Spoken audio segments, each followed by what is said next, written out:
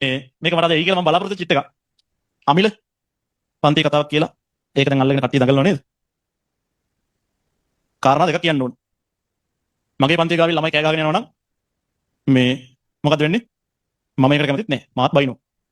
ඔය මේ නීතියේ තියෙන જાති කීපයක් මේකක් තමයි ශනික කෝපය කියලා එකක් තියෙනවා. මිනිස්සුන්ට ටක් ගාලා මලපැන් ලෙවල්ලා එහා පැත්තට පිහින් අයින්නවා අපි හිතමු. එතකොට ඒක ශනික කෝපය කියන කාරණේ යටතේ පොඩ්ඩක් දඬුවම ලිහිල් කරගන්න පුළුවන්. හිතලා කරපු වැඩ නෙමෙයි ටක් ගාලා තරහ ගියා. අරු කරපු වැඩේ හින්දා මට තරහ ගියා. හින්දා එහෙම උනේ. හරිද? ඒ වගේ එකක් තමයි මම දකින්නේ හරිද? ළමයි කියන්නේ තමන්ගේ පන්තිය කර කර ඉද්දී එහා පැත්තෙන් වෙන උන් දොරවල් වලට ගහ කෑ ගහ හූ කියනවා නම් ඒක මට උනත් බලපයින් මාත් ඕන තරම් බැලලා දෙන මේ පන්තිය ළමයින්ට. අරුන්ගේ පන්තිය නම් මොකද මන් දන්නේ කියලා කියලා තියෙනවා. හරිද? ඒක මේ එනවට නිකන් මේ හරි විවේචනය කළ යුතු සාධකයක් මම දකින්නේ යාළුවෝ හින්දා මේ කියන්නේ මේක කරු තර්කානුකූලව තේරුම් ගන්න. හරිද? දෙවෙනි එක තමයි කවුරු ගුරුවරට ඇත්තටම අමිලට මේ එහෙම කරන්න එපා මල්ලි කියලා පෞද්ගලිකව ඕන නම් කියන්න තිබ්බා Facebook එකට දාන්න නැතු. එතකොට ඒක Facebook එකට දාන්න නිකන් කට්ටිය වට කරගෙන තමන් නිකන් දායක සභාවක් ගෙන්න ගන්න දන්නේ තමන්ට එක තමයි කොන්ද බලන්න තින්දා. හරිද? අනිත් එක තමයි නිකන් අර නිකන් කවුරු හරි හිතන සමාජයේ පොරක් වෙනකොට පොරකට බැනලා පොර වෙන්න පුළුවන් නේ. අන්න එහෙම කාරණයක් ඒගොල්ලෝ බලාපොරොත්තු වෙනවා. ඒක දෙවෙනි එක. හරිද? තුන්වෙනි කාරණා තමයි ඇත්තම කතාව. සමහර පන්ති ළමයින්ගේ හැසිරීම හොඳ නැහැ. හරිද? ඒක කොච්චර ඔයාලා කොහොම කිව්වත් හරිද? එහෙම ඒක පිළිගන්න ඕන පිළිගත යුතුයි. හරි?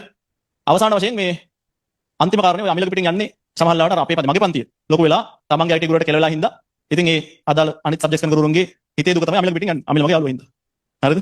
මං ඊ අමිල කතා කරලා කිව්වා අඩෝ සෝරි බං මේ ඔය මගේ ඇරියස් තමයි මේ පිටින් යන්නේ කියලා. හරිද? ඔන්න ඔය ටික තමයි මම කියන්නේ හිටියේ. හරි. අර කතාවට මගේ විරුද්ධත්වයක් නැහැ අමිලගේ හරිද? ස්ට්‍රීම් එකක් ගත්තාම සමහර ස්ට්‍රීම් මෙහෙම ඕනෙම ස්ට්‍රීම් එකක මෙලොරහක් නැතිවම ඉන්නවා. සමහර ස්ට්‍රීම් වල වැඩිපුර ඉන්නවා. ඒක මට වුණත් දැනෙනවා. කියන්නේ දැන් ඒක කියන්නේ අපි සමාජයේ ඉස්සර කතා කරන්න ගියොත් අපි නිකන් නරක මිනිස්සු වෙන එක වෙන්නේ. හරිද? හැබැයි පෞද්ගලිකව මං වුණත් ඒක අත්දකිනවා. ඉතින් මගේ පන්ති හැම ස්ට්‍රීම් එකේම ළමයි ඉන්නවනේ. හරිද? ඒක තරහ වෙන්න එපා ඉතින්. තමන් හොඳ මිනිස්සෙක් වෙන්නයි තමන්ට පුළුවන් උපරිමයෙන්. තමන්ගේ ස්ට්‍රීම් එක කරන ඔක්කොම එවුන් හොඳ එවුන් කරන්න බෑ තමන්. දැන් හිතනකො මම හිතනවා මං හරියම හොඳ ටියුෂන් ගුරුවරයෙක්. හරිද? ඒක නිසා අනිත් ටියුෂන් ගුරුවරු ඔක්කොම හොඳ ඇති කියලා. එහෙම කියන්න පුළුවන්.